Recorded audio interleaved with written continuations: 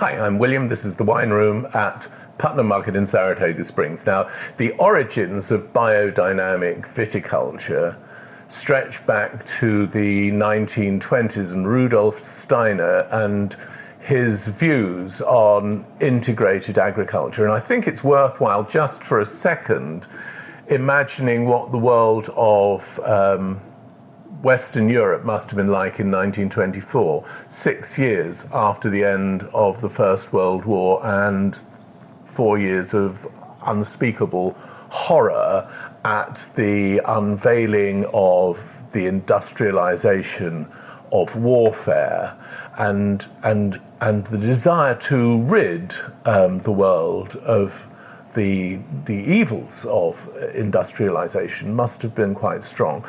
His ideas, however, have survived and prospered. And there are fundamentally three ways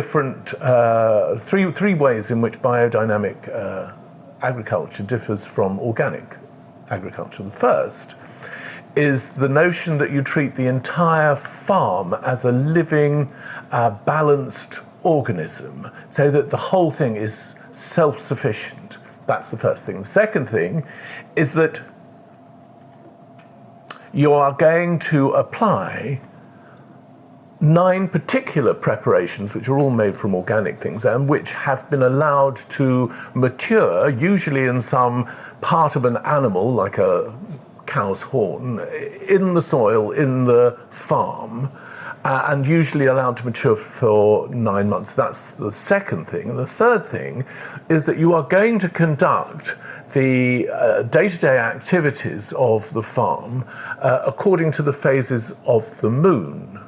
And this really springs from a conviction that there are 4 parts to the plant. There's leaf, fruit, flower, and roots. And that depending on where the moon is in its cycle, the moon will most strongly influence those 4 parts of the plant.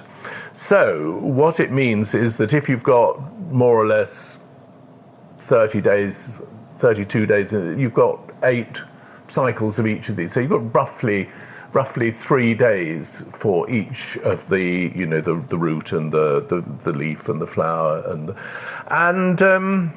that's what they do. And I think it's that particular reliance on the phases of the moon which results in some people looking on it as being irrational and positively cult-like.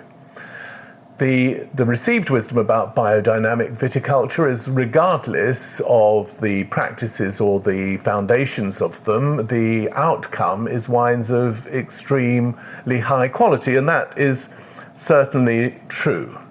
And the other curious thing is that the biodynamic calendar, this has also resulted in some people suggesting that depending on where the phase of the moon is, the wine in your glass will taste better or worse.